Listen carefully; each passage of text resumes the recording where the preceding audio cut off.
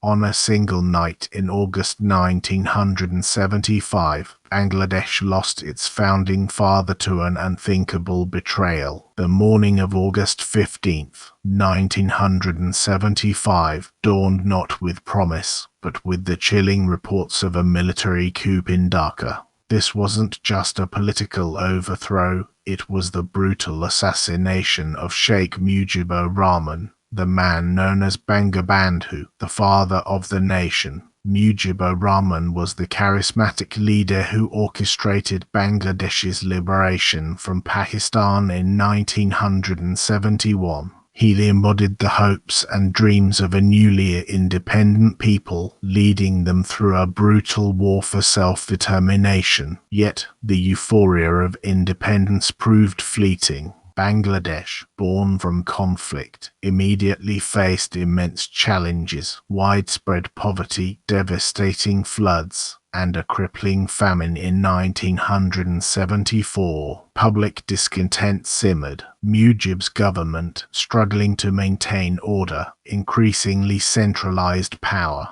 In 1975, he introduced a one-party system, Baxil, effectively curtailing democratic freedoms. This move, intended to stabilize, instead fueled resentment within political and military circles. Whispers of dissent grew louder. A faction of junior and mid-level army officers, disillusioned with the nation's direction and Mujib's perceived authoritarianism, began to plot. They were driven by a complex mix of grievances, ambition, and a twisted sense of patriotism. Key among them were Majors Sid Farooq Rahman and Khandekar Abdul Rashid. Crucially, this wasn't a coup sanctioned by the senior army command, rather a rogue element acting largely independently, though some speculate about tacit approval from certain quarters. The stage was set for a night that would forever scar Bangladesh. In the earlier hours of August 15th, multiple units of tanks and infantry moved silently through the deserted streets of Dhaka, their targets locked. Their primary objective, Sheikh Mujibur Rahman's private residence at Dhamandi Road No. 32.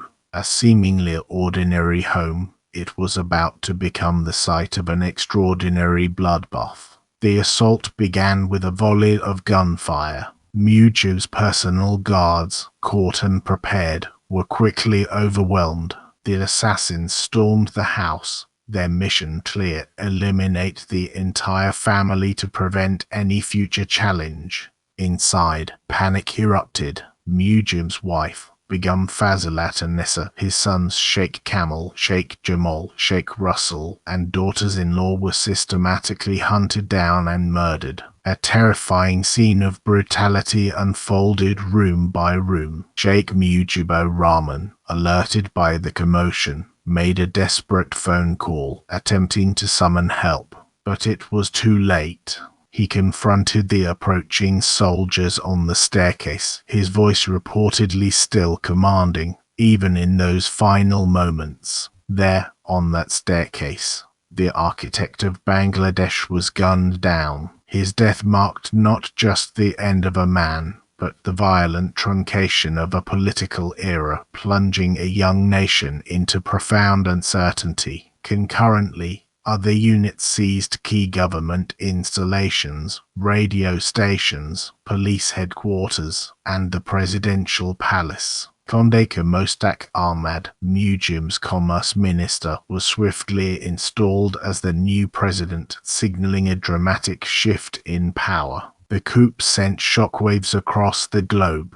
For Bangladesh, it was a moment of national trauma, a betrayal that deeply divided its people and set a dangerous precedent for political instability in the decades that followed. The assassination's impact was immediate and long-lasting. It paved the way for a series of counter-coups and military rule, fundamentally altering the democratic trajectory Mujib had envisioned for his new nation. Whispers of conspiracy have persisted ever since. Was there foreign involvement? Were more senior figures pulling strings from the shadows? The full truth remains a subject of intense historical debate and lingering speculation. Decades later, some of the implicated officers were brought to justice, tried, and eventually executed.